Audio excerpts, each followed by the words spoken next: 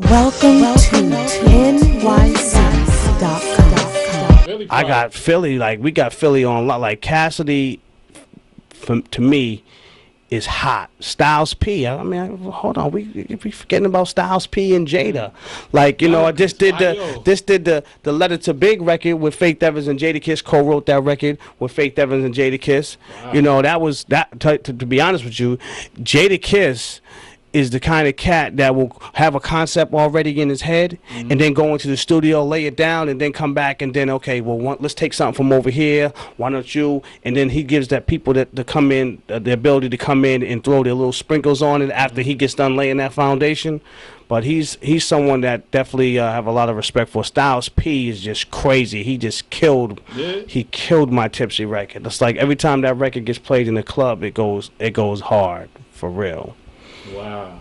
Wow. My man has been doing this thing for a while. When did you relocate to LA? Wow, okay.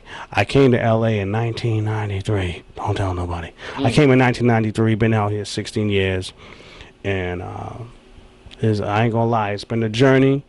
But I love being out here because the reality is that if you can take your whole mission and game plan and take it and uproot and just go live somewhere and actually adapt, adjust, and overcome to your environment and actually make your environment a part of what you're doing. And long as that you keeping it real to your roots of where you come from, you're always going to stand out, always. So I'm out here, I'm doing it, I'm on the West Coast turf, I'm loving it, I'm showing respect to all my West Coast people. Definitely. You know what I mean? Because they're allowing me to be here because not too many people get a pass to be in LA and really doing it, and I'm doing it because I'm blessed.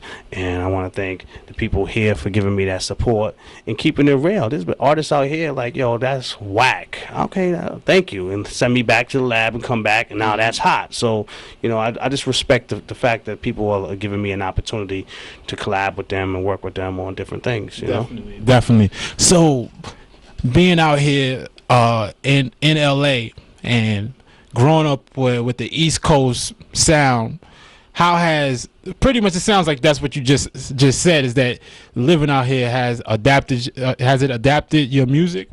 Well, to be honest with you, now it's like if you listen to music is now becoming more worldwide. It's like I used to live in Europe, and that I'm hearing the records that people are making now, I heard 10 years ago.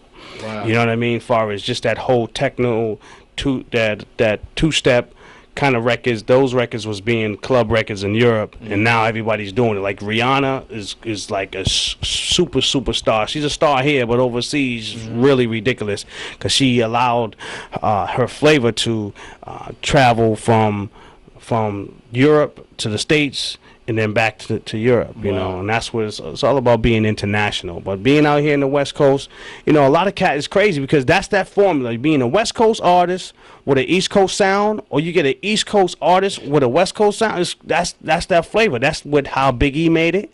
That's how 50 Cent did his thing. It's like, a lot of these, they want that contrast. You're absolutely right on that. That's one of the things that I noticed with even like a Dr. Dre or even Game, for instance. You know what I mean? Like it seems like the cats that make it the furthest have like that blend of both worlds. Right? It's about really being universal. And man, we over here talking. I can't forget my man Dougie Fresh, like for real. Like straight up, I'm over here talking. I worked with. I'm not trying to toot my horn, but I've been in the game for over 20 years. So it's like someone in New York. If I haven't worked with them directly, I've worked with them indirectly. I either put a producer on their project and got down like that. But Dougie Fresh, I mean, that's my man.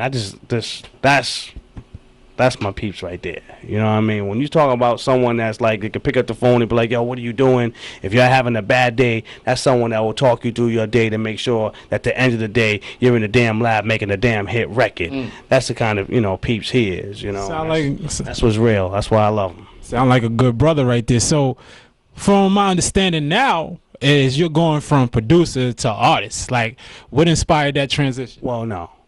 I went from artist to producer. Wow. Oh, so the other way around. I'm an artist first. Okay. Okay, I had to come out here because I couldn't find anybody to make the tracks I wanted to rap to. So I became self-contained and started making tracks and producing and all the stuff. So as far as the artist, I was known for the freestyle. I was the cat that would go up into the you know, working doing some freestyle sessions with Guru, Gangsta. I was vibing with all them, Q-Tip. We all and Busta Rhymes. We all be in the cypher just freestyle and letting out, and you know, and then it's like, and then I realized being behind the scenes is really where all the dough is. You know, I was up front, you know, doing shows and, you know, rocking the Apollo, like I said before, and all the other shows in New York and down in Florida. Went down to Florida, worked with Philip Michael Thomas from Miami Vice. Oh yeah. Oh yeah, he had a label called Spaceship Records, and the logo was Shoot for the Stars. I think we was a little beyond the stars at that time, you know what I'm saying? Because we was in the spaceships for real. But the you know, another thing is that, you know, being an artist at the time, you know, trying to find people who really want to make the kind of music you want to rap to is like, I couldn't find a producer that gave me that flavor. So I ended up buying some equipment, started making some beats, you know, went to a concert, saw Big Daddy Kane, ran up to him, let him hear one of my tracks. Boom, it was done. Literally ran up to Big Daddy Kane? Yo, let me tell you how it happened. This is a true story, and this is like the truth. Okay. I went backstage. I told the security I was one of his dancers. Right? They looked at me like, you bastard, Big Daddy Kane ain't got no dancers, he's by himself. I said, go ask that guy right there. As soon as that guy ran to go ask somebody, I ran to Big Daddy Kane with a Walkman on in my backpack, and I had the beat right on me, and I said, yo, Kane, listen to this. He was like, yo, who's this? What's going on? What you doing? I said, listen to this record right now and tell the security I'm with you. So he got the headphones on, listen to this beat. Security comes over. Let's go. You're out of here. Let's go. I said, yo, Kane, let him know what's up. Oh, yo, yeah, he's with me. He's with me. You know, I'm working with him. We're doing some work together. Yeah. So the security was like, all right, you're all set. And walked off. Kane was like, yo, what did you do? I said, yo, I told him I was one of your dancers. He said, you don't look like Scrap. You don't look like School. You don't look like none of my dancers. What's going on? But the reality was I had to make it. Had to improvise right there on the spot to get backstage. And then that was the beginning of the West Coast journey of getting, because I got a publishing deal, got some bread, started working with different kind of artists, and just started keeping it moving, you know. Man, that's an ill story right there. There's a whole bunch. This is why we're gonna have my own reality show, so that I can share the stories, and I'm gonna have people interact total, like, do the story all over again. But I don't know if they can capture the actual vibe of what really goes on. But man, the stories I have dealt with out here is crazy. I'll tell you one real quick. The funniest was getting on the Kumo D album. Kumo D was eating in Jerry's Deli. I had a laptop. No, it wasn't even a laptop. It was a Walkman hooked up to some speakers. Plugged the shit in while he was eating and playing them tracks while he's eating.